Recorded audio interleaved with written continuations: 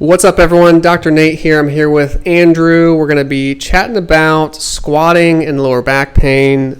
If you've injured your back from squatting or from doing deadlifts or some other movements, this video is for you. So stick around and we're going to answer all of your questions. Andrew, let's take it away. Yeah, so a lot of people, I've been wondering this question as well, and a lot of people have been kind of reaching out to me through like Facebook and Instagram and through our page.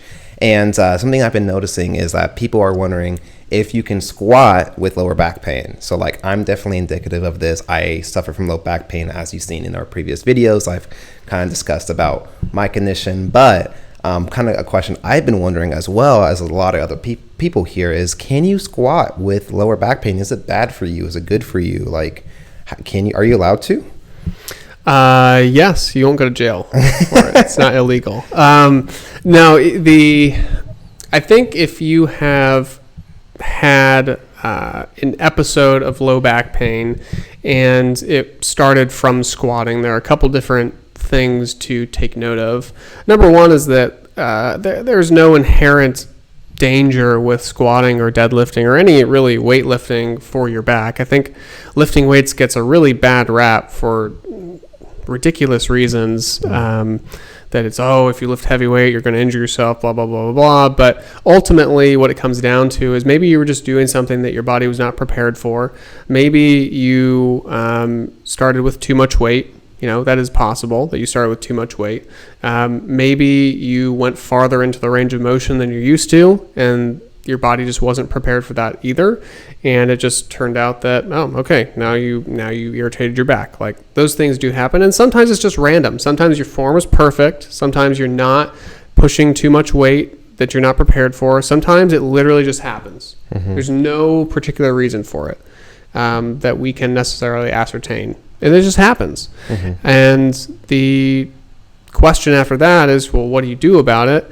And you just have to manipulate some of those variables. So, changing your range of motion, changing how much weight you're doing, seeing if it's load dependent, and just making adjustments that way oftentimes can help you continue to train even if you're having some discomfort. Like, right. I don't think people should shut down training just because they're having pain. Yeah. What about form? Like, is there like a specific form that people should have when they're squatting, or what are your thoughts on like form? Yeah, there are different, like this form question. I mean, golly, it's like talking about whether God exists or not. It gets that heated. Wow. Yeah, it's like that.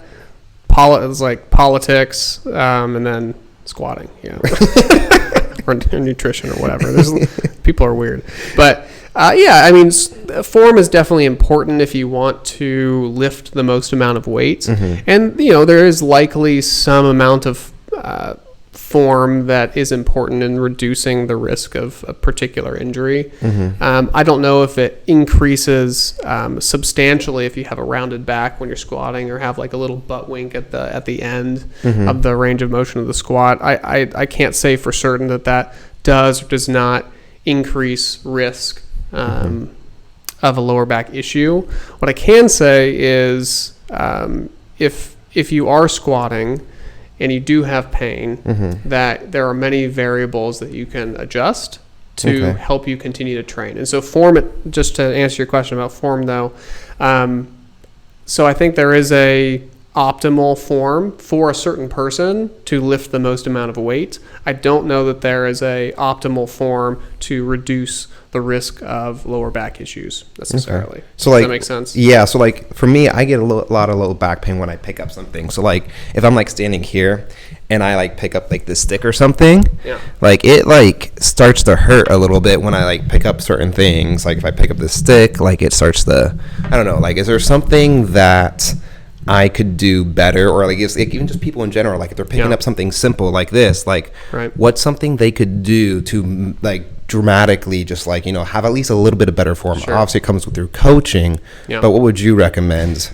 Yeah, so if somebody is like, because what I noticed with you right there is there was more of a, there's more of a round through your back right here, mm-hmm. right, as opposed to kind of flattening. So if you were to kind of flatten the back for a time, so if you come down, exactly. So now you've got like more of your back muscles are more engaged there. So the whole position of the lower spine is just more straight. Okay. Now, if you're having, and the main takeaway I want people to get from this is that it's not necessarily that rounding the back is dangerous. Yeah. But if rounding the back like that is uncomfortable, sometimes what makes it feel better is actually straightening it, right? So then if you just straighten it like that, that distributes the stress a little bit differently, and it allows you to move through a range of motion that might have been previously uncomfortable. I see. That totally makes sense. Yeah. So exactly. And then once this becomes comfortable,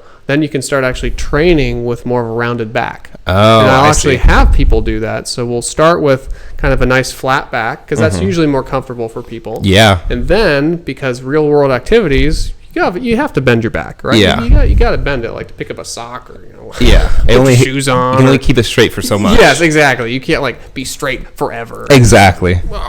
It's not going to work. So, I think that adjusting it that way can be really helpful in the beginning, and then you can actually start to practice like Jefferson curls and a few other things along the way. But let me show really quick. Yeah. So if you set your mic down, put that on your back. Okay. And then go ahead and round your back a bit. So you'll see here how the stick is not, it's not in line with his pelvis, and it's not going directly up his entire spine flat. So what he does, you can see it's just like coming off right there. But if he flattens out his back, there we go. Now the stick is touching his entire spine, running all the way down through the pelvis. So you can go ahead and set that down. Yeah, and then like squatting, you can squat like that too. Yeah, exactly. So if you just practice, you can kind of squat like that. Now sometimes it's a little bit cumbersome, especially if you don't have the shoulder range of motion to do that, right? So there are many different ways to practice that. Another way to do that is also to put your hands on your hips, and then actually just kind of feel the hip crease.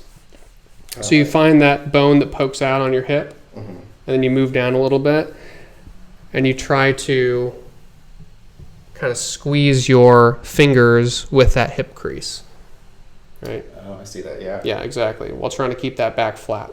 Yeah, so that's just another way to practice the hip hinge, which is a component of the squat. Yeah, no, I really like that. Actually, like for me, having low back pain, I can definitely feel my whole back being engaged. And the thing is, like, it feels like every time I go down to squat, I feel like I'm strengthening muscles that I haven't been using before. And I think that's really important. I mean, like, obviously, if you're going too much, I think you can start to get like increase in pain.